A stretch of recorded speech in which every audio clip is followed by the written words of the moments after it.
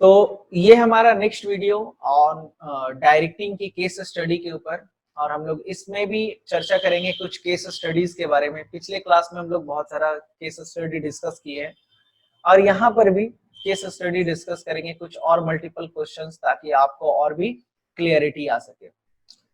सबसे पहला क्वेश्चन कह रहा है, Atul a branch manager, Atul ji branch manager हैं of a bank in a sub urban area of a city. The employee of this branch have not been able to do very well in recent past. अगर बात करें इस employ की, यहाँ इस organisation की, इस ब्रांच के एम्प्लॉय की, तो अच्छा काम नहीं कर रहे हैं, मतलब जैसा अप टू द मार्क होना चाहिए वैसा काम नहीं कर रही है। He is upset due to their poor performance and decided to know the reason behind it. तो अतुल को लगा कि भाई ये ऐसा क्यों हो रहा है, इसके पीछे का रीजन वो फाइंड आउट करना चाहते थे।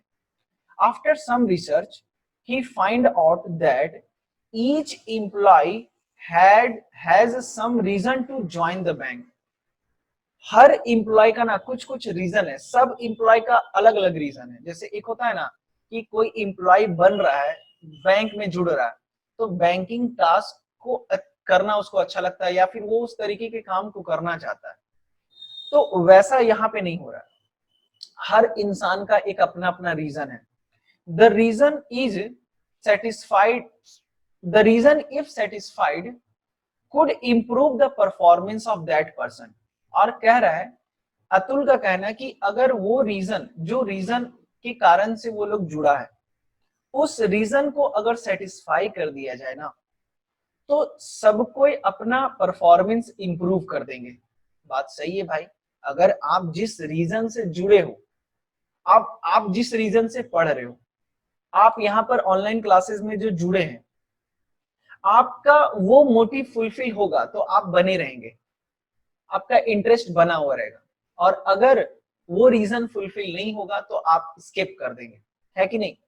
तो which element of directing has been identified by Atul here and name one more interrelated concept. तो बाबू यहाँ पर बात हो रही है मोटिव की। किसकी? मोटिवेशन का 3 एलिमेंट था, मोटिव, मोटिवेशन एंड मोटिवेटर। तो यहाँ पर मोटिव की बात हो रही है, बात समझे? और सेकंड बताओगे आप कि मोटिवेशन, है ना? और second, name one more inter related concept. Name one more inter related concept में क्या आएगा? सेकंड पॉइंट का जवाब दीजिए।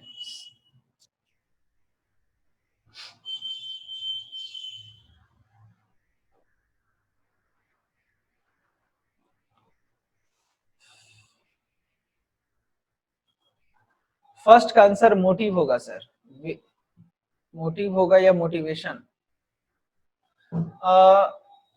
मेन रीजन तो यहाँ पे मोटिव है ना, मोटिव है मेन रीजन। मोटिवेशन, मोटिवेशन थोड़ी दे रहा है यहाँ पे, आप समझिए।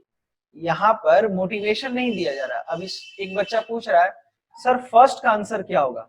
तो बाबू फर्स्ट का आंसर ये बताओ, मोटिवेशन कुछ बच्चे जवाब दे रहे हैं फर्स्ट का, ऐसे कैसे होगा? फर्स्ट का जवाब आपका होगा मोटिव होना चाहिए। क्यों? क्योंकि यहाँ पर वो सबका रीजन फाइंड आउट कर रहे हैं कि आखिर भाई एम्प्लॉय क्यों नहीं अच्छे से काम कर रहा है। बात समझ में आया? तो कहीं ना कहीं फर्स्ट का जो जवाब होगा वो क्या होगा? मोटिव होगा।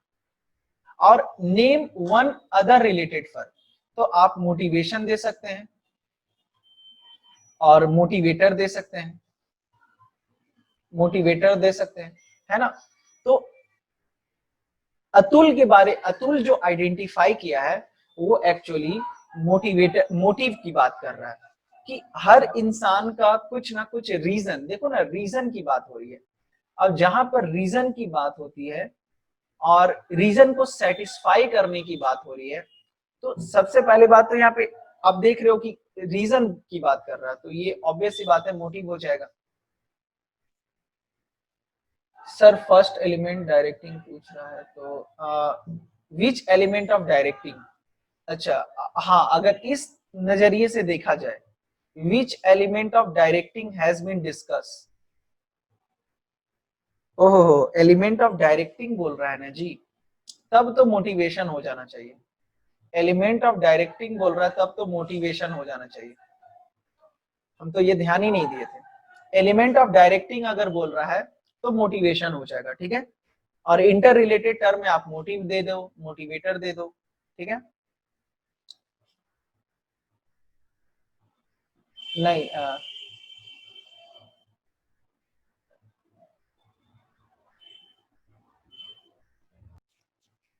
नेक्स्ट क्वेश्चन है हमारे पास, क्वेश्चन नंबर 2। और इस क्वेश्चन में बात हो रही है ब्राइटेस्ट ब्रिगेस्ट, क्या है ये, BRIGST, bright, bright paper, brightest paper is a leading paper manufacturing company, paper बनाने की कंपनी है भाई। चलो, the enthusiasm level of the employee is in the organization, in this organization is very high। मतलब लोग एकदम मस्त काम करते हैं, एकदम एनर्जेटिक होके काम करते हैं। The management has applied a process of directing where the financial and non-financial need of the employee are identified and are satisfied accordingly। इंसान का financial need and non financial need को आइडेंटिफाई भी किया जाता है और साथ ही साथ आइडेंटिफाई करके उसको सॉल्व भी किया जाता है, उनको सेटिस्फाई भी किया जाता है। इस तरीके इस ऑर्गेनाइजेशन में the result has been amazing for the organisation. The output level of the employee has touched a new high. Output level जो है एकदम टच न्यू हाई, कहने का मतलब लोग इतना अच्छा से काम कर रहे हैं कि एकदम सारा रिकॉर्ड तोड़ रहा है। Recently an award was also given to the HR department of the organisation for doing its job in the best manner in industry. और कहीं ना कहीं मैनेजर बहुत अच्छा काम कर रहा है, HR मैनेजर, तो उनको अवार्ड भी दिया गया। 2 year back, when the organization has not applied this process, employee were leaving the organization।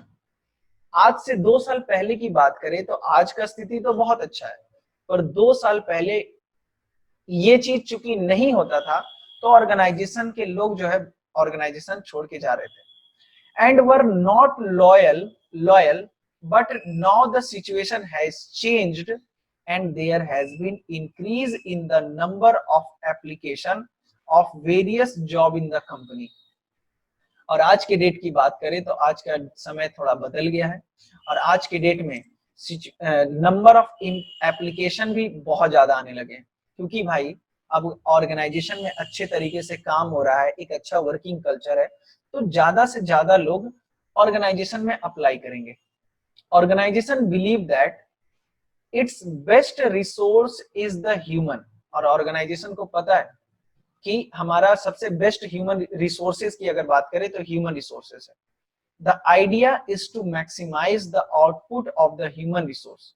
और इनका मेन मकसद क्या है अच्छा काम करने का, कि भाई हम लोग आउटपुट ह्यूमन रिसोर्स का जो है उसको इंक्रीज करें।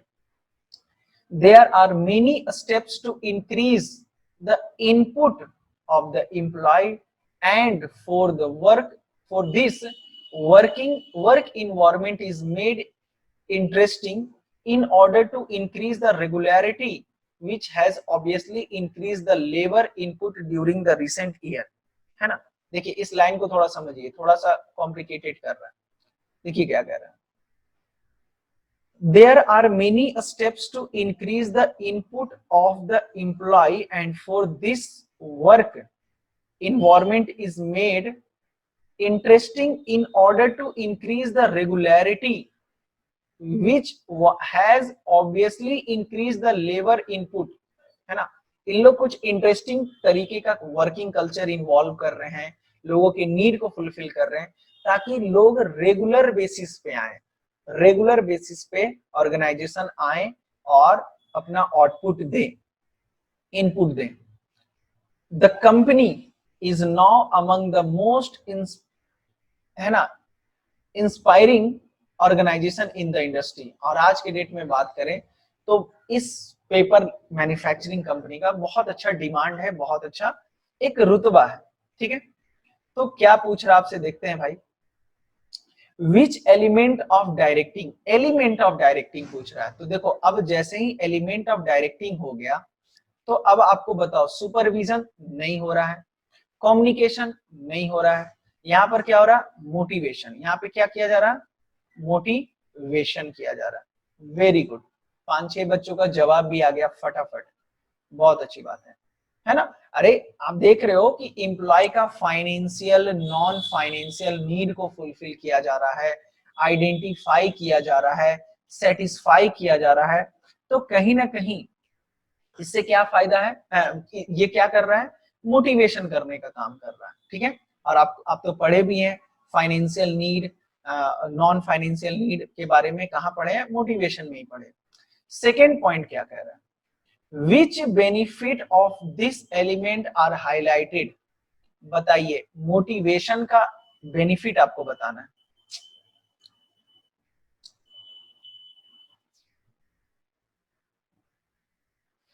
मोटिवेशन का बेनिफिट आपको बताना है। ठीक है, ठीक है। तो इस क्वेश्चन में आपसे पहला पॉइंट का आंसर क्या होगा, मोटिवेशन, क्या मोटिवेट किया जा रहा है एम्प्लॉय को। दूसरा कह रहा है इंपॉर्टेंस बताइए जरा, इंपॉर्टेंस। तो इंपॉर्टेंस में सबसे पहले तो आप यहां पर देखिए, कहीं ना कहीं लास्ट में देखिए, आप सबसे पहले लास्ट में एक जगह हमको दिख रहा था एमसे, है ना, regularity, increase the regularity which, regularity कहने का मतलब लोग रेगुलर बिजनेस में आएंगे, जितने भी ह्यूमन पावर है वो रेगुलरली बिजनेस में आएंगे और पार्टिसिपेट करेंगे। बात समझे। तो कहीं ना कहीं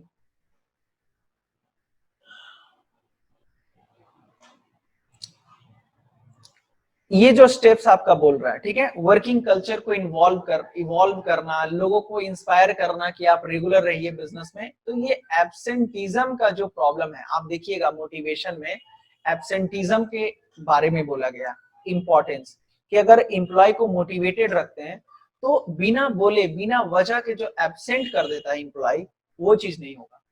तो ये पहला पॉइंट पकड़ा रहा है। दूसरा पॉइंट है आपका decrease in absenteeism, very good, है ना। और इंप्लॉय का प्रोडक्टिविटी भी इंक्रीज होगा। फिर उसके बाद मैनेज, अब सबसे पहले तो मोटिवेशन का आपको इंपॉर्टेंस याद रहना चाहिए। ठीक है, यहां पर कहीं पर हम देख रहे थे ज्यादा से ज्यादा लोग अप्लाई कर रहे हैं, नॉट, है ना, employee were leaving the organisation and were not loyal, जब नहीं फॉलो कर रहा था, and the organisation believe that the, कहाँ गया, एक लाइन था, इतना तो लाइन खींच देते हैं कि भूल जाते हैं हमको। 2 ईयर बैक की बात कर रहा है। Now the situation has changed and there has been increase in the number of application for the various job in the company. आज के डेट में सिचुएशन चेंज हो गया है, लोग मोटिवेटेड होकर काम कर रहे हैं, इन्वायरमेंट चेंज हुआ है। तो कहीं ना कहीं अगर मोटिवेटेड है एम्प्लॉय, तो एम्प्लॉय का जो टर्नओवर है वो क्या होगा, रिड्यूस होगा, है ना। एम्प्लॉय का टर्नओवर है जो है वो रिड्यूस होगा। तो ये वाला जो प्रॉब्लम था, एम्प्लॉय जो छोड़ के चला जा रहा था, वो सॉर्ट आउट हो गया है। यानी कि number of turnover, sorry, employee का जो टर्नओवर है उसमें सुधार आया है। एंड कहीं ना कहीं आप देख रहे हैं ऊपर में, ऊपर वाले लाइन में क्या दे रहा है, enthusiasm level of the employee in the organisation is very high, है ना। और इन लोगों का जो आउटपुट है ना, आउटपुट जो है, the output level of the employee has touched a new high. तो जैसे ही टच अ न्यू हाई बोल रहा है, मतलब ये लोग मोटिवेटेड होकर काम कर रहे हैं, इंथुजियाज्म लेवल के साथ काम कर रहे हैं। तो कहीं ना कहीं आप देख सकते हो कि ऑर्गेनाइजेशन में एफिशिएंसी जो है वो क्या हो गया है, इंक्रीज हो गया। तो नेक्स्ट आप क्या पकड़ रहे हो यहाँ पे, इंपॉर्टेंस, एफिशिएंसी, प्रोडक्टिविटी इंक्रीज हो गया है ना। तो इस तरीके से आपको थोड़ा, जब तक कंटेंट याद नहीं रहेगा ना तब तक प्रॉब्लम होगा। अगर कंटेंट याद है तो किसी भी तरीके का प्रॉब्लम नहीं है। एम्प्लॉय के प्रोडक्टिविटी को मैक्सिमाइज करना, तो यहाँ पर इंपॉर्टेंस क्या क्या पकड़ाया, आपका सबसे पहला टर्नओवर जो है वो रिड्यूस हो जाएगा, परफॉर्मेंस लेवल इंक्रीज होगा, फिर उसके बाद आपका जो एब्सेंटिज्म का जो प्रॉब्लम है वो रिड्यूस हो रहा है, फिर उसके बाद आपका आउटपुट प्रोडक्टिविटी जो है वो इंक्रीज हो रहा है। आई होप कि आपको क्लियर होगा ये। चलिए नेक्स्ट क्वेश्चन देखते हैं। बहुत लंबा लंबा क्वेश्चन है ये सब, और इस तरीके का क्वेश्चन देखो जब तक प्रैक्टिस करके नहीं जाओगे वो कॉन्फिडेंस लेवल नहीं आएगा। और हर चैप्टर का 25-30 क्वेश्चन डिस्कस करके गए हैं ना एग्जामिनेशन में, तो प्रॉब्लम तो आने वाला ही नहीं है आपके पास, इसके लिए तो निश्चिंत रहिए। कोई भी क्वेश्चन देखोगे, हाँ क्या होता है जब आप सारा टॉपिक एक बार में पढ़ लेते हैं तो थोड़ा मर्ज हो जाता है, तो इस पे थोड़ा काम करना आपके लिए जरूरी हो जाता है। मानव wanted to bring some changes in his company। मानव है अपनी कंपनी में चेंजेस लाना चाहता है, कोई दिक्कत नहीं है। One of those changes was establishment of new office, new software in the organization। मानव कहा कि देख भाई सबसे पहले तो हम एक न्यू सॉफ्टवेयर ऑर्गेनाइजेशन में लाएंगे। अब भाई ये न्यू सॉफ्टवेयर क्या करेगा पता नहीं। The software has capability to judge the performance of the employee। लो, एम्प्लॉय के परफॉर्मेंस को जज करेगा, मतलब कि आप अच्छा काम कर रहे हैं कि नहीं कर रहे हैं, ऐसा सॉफ्टवेयर लाने वाला है। मानव तो बड़ा चतुर निकला भाई। 10 it makes them more accountable. और कहीं ना कहीं एम्प्लॉय देखेगा कि इस तरीके का सॉफ्टवेयर है, अब मान लो चारों तरफ सीसीटीवी कैमरा लगा हुआ तो बंदा ज्यादा अच्छे से काम करेगा ना। However, recently it so happened that employee resisted Manav decision. मगर एम्प्लॉय लोग जो है भमक गया, गुस्सा आ गया कि भाई ऐसे कैसे, सॉफ्टवेयर ले आइएगा, सॉफ्टवेयर मेरा हम लोग का डिसीजन लेगा, हम लोग को जज करेगा, नहीं चलेगा नहीं चलेगा। तो after a lot of thinking, अब मानव को टेंशन कि भाई सॉफ्टवेयर कैसे इंप्लीमेंट होगा। On this issue decided to call a meeting to address their need and performance. तो मानव क्या किया, एक मीटिंग बुलाया कि चल भाई सब वर्कर लोग के साथ एक मीटिंग कर लेंगे, उनको समझा देंगे। He told him that with the installation of the new software, their need would be fulfilled and the best performing employee would be rewarded। Need fulfil होगा, है ना। देखिए क्या कह रहा है, एम्प्लॉय को बुला के उसको क्या कह रहा है कि भाई देखो ये जो चेंजेस है ना आपके लिए ही किया जा रहा है, आप अगर अच्छा काम करेंगे तो आपके नीड को फुलफिल किया जाएगा, है ना।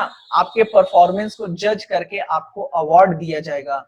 दस we will be bring down the resistance level, है ना। Thus he was able to bring resistance level of the employee. तो सबसे पहले क्या किया ना, लोगों को समझाया कि देखिए चेंज जो है लॉ ऑफ नेचर होता है, कहीं ना कहीं बदलाव जो आ रहा है आपके लिए ही अच्छा है, आपको, है ना, आपके बेस्ट परफॉर्मेंस जो देंगे उनको रिवॉर्ड दिया जाएगा, आपके रिक्वायरमेंट को फुलफिल किया जाएगा, है ना। तो इस तरीके से एम्प्लॉय भी क्या हो गए, अपना रेजिस्टेंस लेवल रिड्यूस कर दिए। तो क्या कह रहा है, विच concept of directing is applied. बताइए, देखो कॉन्सेप्ट भी बोल रहा है, कभी कभी ना कॉन्सेप्ट भी पूछ देता है। तो कॉन्सेप्ट यहाँ पे क्या कर रहा है, अब तुम खास बात आराम से देख पा रहे हो कि यहाँ पर क्या कर रहा है, अपने एम्प्लॉय को मोटिवेट कर रहा है कि भाई ये जो नया टास्क लिया जा रहा है, ये जो नया सॉफ्टवेयर आ रहा है आपके लिए ही है। New software their need would be fulfilled and best performing employee would be rewarded। उनको रिवॉर्ड दिया जाएगा। तो ये किसकी बात हो रही है, मोटिवेशन की बात हो रही है। किसकी बात हो रही है, मोटिवेशन की बात हो रही है। ठीक है, चलिए मोटिवेशन की बात हो रही है। एंड नेक्स्ट क्या कह रहा है, which one best of this concept has been highlighted. अब बताओ, तो कहीं ना कहीं मोटिवेशन से क्या हो रहा है, यहाँ पे मोटिवेशन से यहाँ पे क्या कर रहा है, सेकेंड विच वन बेनिफिट, एक बेनिफिट बताइए। तो इससे बेनिफिट क्या होगा, it helps in facilitate changes. Very good, very very good. कुछ बच्चे का जवाब आ गया पहले ही, मेरे बोलने से पहले ही। मोटिवेशन करने से क्या होता है ना, एम्प्लॉय का, आप पढ़े होगे कि मोटिवेशन से क्या होता है ना, एम्प्लॉय का जो रेजिस्टेंस जो होता है ना वो खत्म हो जाता है। किसी भी तरीके का चेंजेस को अडॉप्ट करने के लिए जो रेजिस्टेंस होता है वो खत्म हो जाता है।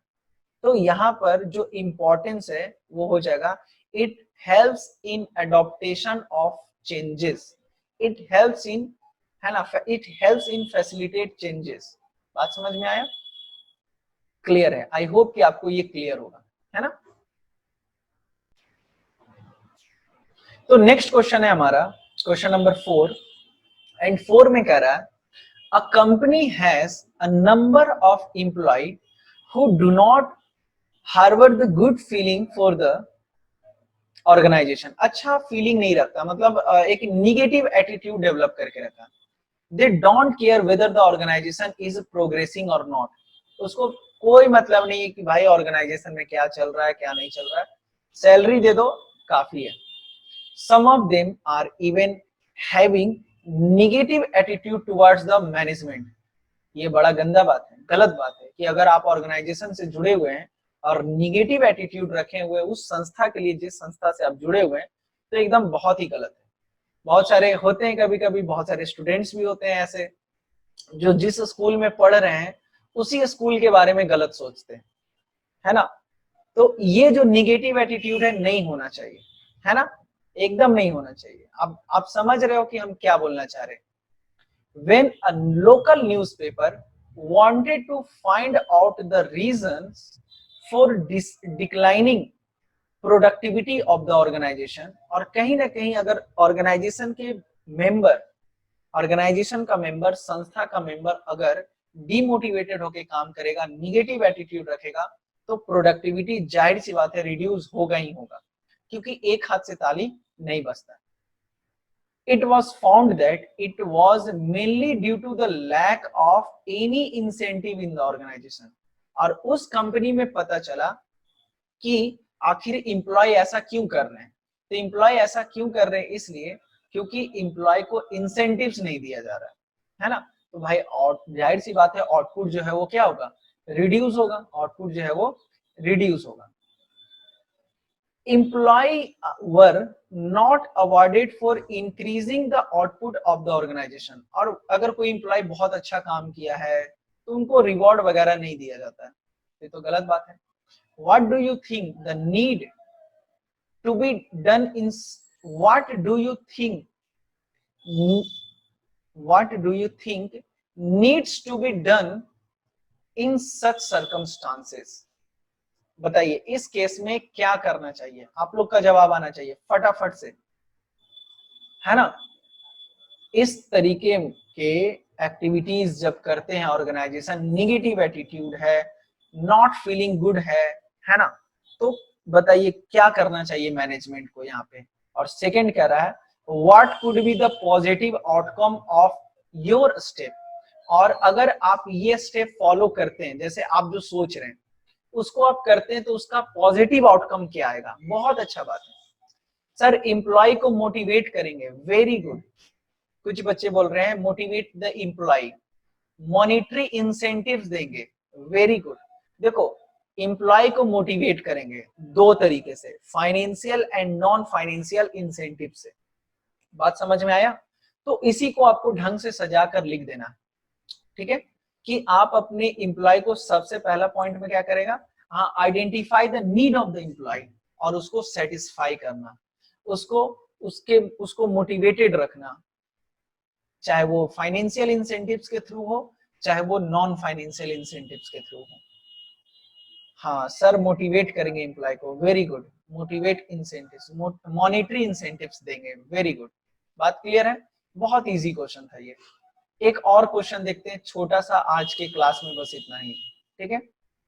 देखो सबसे पहला पॉइंट क्या कर रहा है, छोटा सा क्वेश्चन नहीं है, बड़ा क्वेश्चन है, पूरा समय लगेगा आपका। मैस्लो नीड हायरार्की थ्योरी आपको बताना है। मैस्लो नीड हायरार्की थ्योरी में 5 था आपका, ठीक है। पहला क्या कह रहा है, Virendra work in an organisation, he is the part of the organization of from for last 20 years। 20 सालों से इस ऑर्गेनाइजेशन में काम कर रहा है। तो बताओ भाई, कोई अगर बेचारा 20 साल से काम कर रहा है तो उसको पैसे का तो मोह माया नहीं होगा, है ना। During all these year, in spite of his best performance in the organization, he hasn't yet reached the post of vice president. देखिए, आपको मैस्लो ने सबसे लास्ट नीड बताया था, स्टीम नीड। स्टीम नीड उसको, है ना, स्टीम नीड क्या होता है? स्टीम नीड में आपको बताया गया था, कौन सा नीड है ये? स्टीम नीड ही हो गया ना। बताओ कौन सा नीड हो जाएगा ये? हाँ, सेल्फ एक्चुअलाइजेशन। देखिए यहां पर क्या हो रहा है, आप देख रहे हैं, सबसे पहले नीड की बात करते हैं। फिजियोलॉजिकल नीड है, सेफ्टी नीड है, सोशल नीड है, स्टीम नीड है, एंड सेल्फ एक्चुअलाइजेशन नीड है। सेल्फ एक्चुअलाइजेशन नीड में क्या था? Achievement of goal. हर इंसान का लाइफ का एक गोल होता है, उस गोल तक अगर आप पहुंच गए तो उसको कहते हैं सेल्फ एक्चुअलाइजेशन नीड का फुलफिल होना।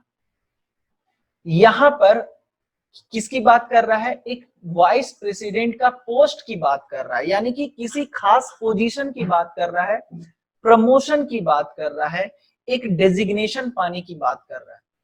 आप ये नहीं कह सकते कि इस इंसान का जो गोल है वो वाइस प्रेसिडेंट ही है, और भी आगे हो सकता है ना।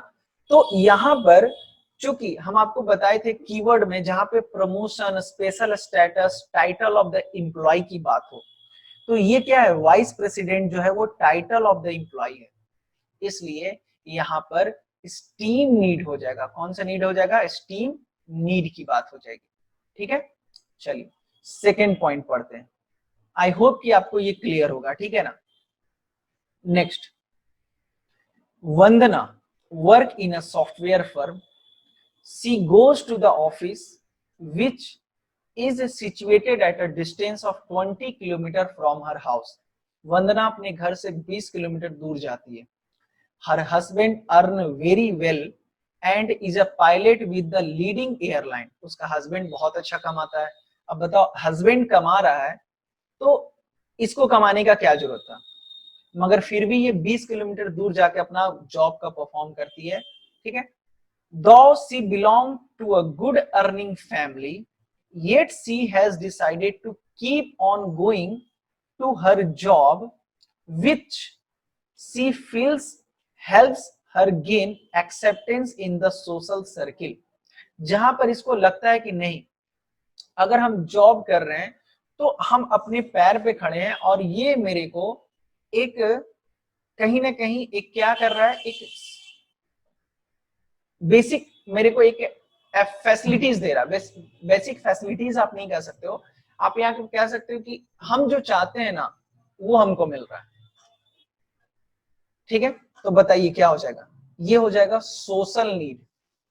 हम जो चाहते हैं, सोसाइटी में हमको एक इमेज, एक अलग नजरिए से देखा जाएगा कि नहीं, ये अपने पैर पे खड़ी है। तो ये थर्ड नीड जो है, सोशल नीड, और जिसको हम लोग एफ्लिक्शन नीड भी बोलते हैं, उसकी बात हो रही है। सेल्फ एक्चुअलाइजेशन नहीं होगा रोशन, सेल्फ एक्चुअलाइजेशन नीड नहीं होगा। ये क्या होगा? आपका सोशल नीड या फिर एफ्लिक्शन नीड होगा, हो जाएगा। अब देखो ना, क्वेश्चन में ही तुमको सोशल सर्किल की बात कर रहा है, तो सोशल नीड की बात हो रही है ना। ठीक है, थर्ड पॉइंट। कितना पॉइंट है? बस 3 ही पॉइंट है, चलो कोई दिक्कत नहीं है। कविता, कविता has recently passed out from a decent MBA college with a major in marketing। Marketing का नॉलेज है बंदी को। A lot of money of her parents has been spent for paying for her education fee। Papa mummy का बहुत ज्यादा पैसा खर्चा हो गया भाई, है ना। Now she has applied for a job in a company of reputation। अब एक अच्छे रेप्यूटेड कंपनी में अप्लाई की है। Her main concern is good salary which give her financial security. Oh my god, बताओ, फाइनेंशियल सिक्योरिटी की बात कर रहा है, बेसिक सैलरी की बात कर रहा है ना, बेसिक, है ना, ऐसा एक फाइनेंशियल सिक्योरिटी मिल जाए, ऐसा ये चाहती है। बताइए, कुछ बच्चे बोल रहे हैं फिजियोलॉजिकल नीड, कुछ बच्चे बोल रहे हैं safety and security, physiological need, safety and security, बताओ क्या होगा। और सारे बच्चों का जवाब आना चाहिए safety and security need.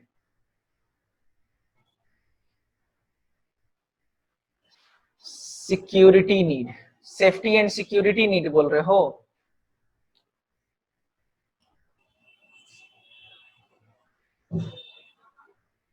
Physiological need, Ashutosh कह रहा है फिजियोलॉजिकल नीड, अभिषेक कह रहा है security need, Ashutosh, Aditya safety and security, safety and security, basic physiology.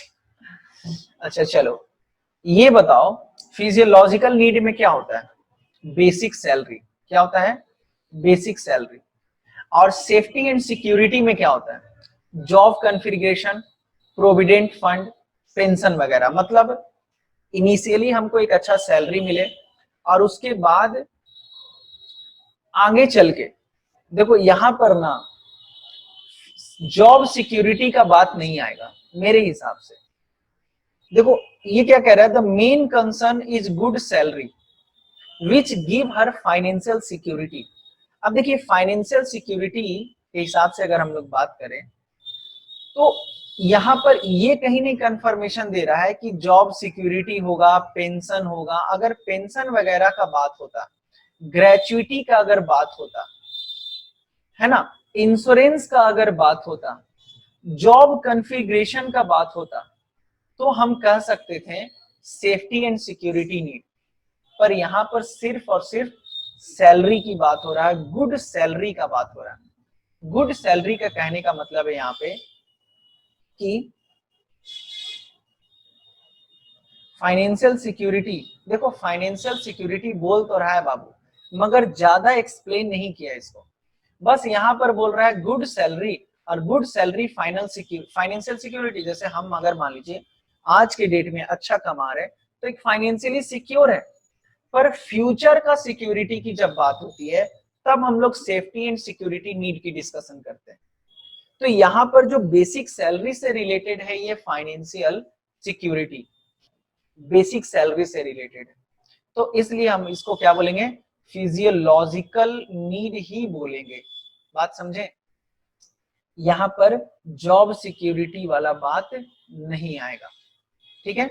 Job configuration, gratuity, pension, है ना, इसकी बात अगर करता है तो हम लोग फिर job security, safety and security need की बात करते हैं। सेकंड जो कि है मैस्लो का।